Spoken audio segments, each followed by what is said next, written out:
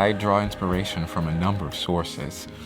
A lot of my output as a composer and arranger relates to my own heritage as an African American.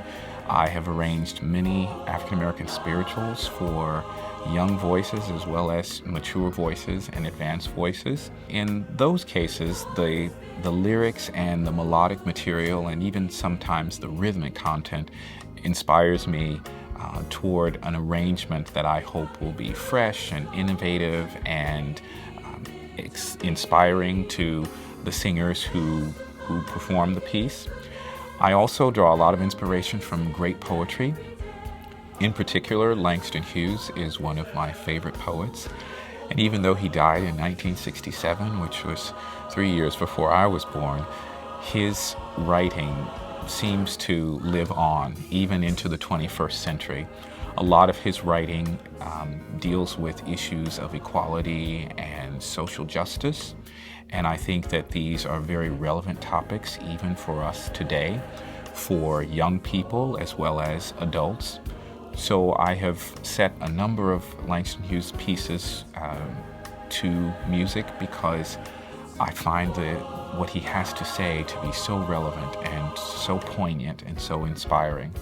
So the work of Langston Hughes is definitely very important to me. Many people have asked me, when on earth do I find time to write?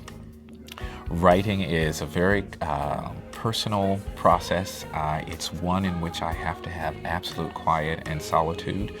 So, to be quite honest with you, much of my writing takes place on an airplane. I write most of my music on an airplane, and that's because I'm sitting on a flight. There's a lot of time to have one's thoughts to oneself.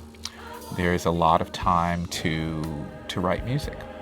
I'm an old-fashioned composer in that I do not use finale until it's time to engrave the piece. I have pads of manuscript paper that I take with me everywhere I go. And when I have a thought or an idea, I take out the manuscript pad, I listen to the voices within, and I begin writing. Yes, when I write the music, I can hear voices in my head. I don't want people to think that I am insane, but maybe on some level most composers are. But I literally hear the music in my head, and I can write a full score without going to the piano because I can hear what the music is telling me to write. And it's what I tell my students when I'm trying to inspire young composers. I use a quote that I learned from a Jim Papoulis piece, which says, "Listen to the sound of my voice." And for that particular piece, Jim was talking about a very external experience, but I'm talking about an internal experience. I believe that every single person has the ability to compose, whether it's words, whether it's music, or a combination of both. We just have to be quiet enough to listen to what the voice is within. And that's where I get inspiration. And I've written many pieces of music on airplanes that way.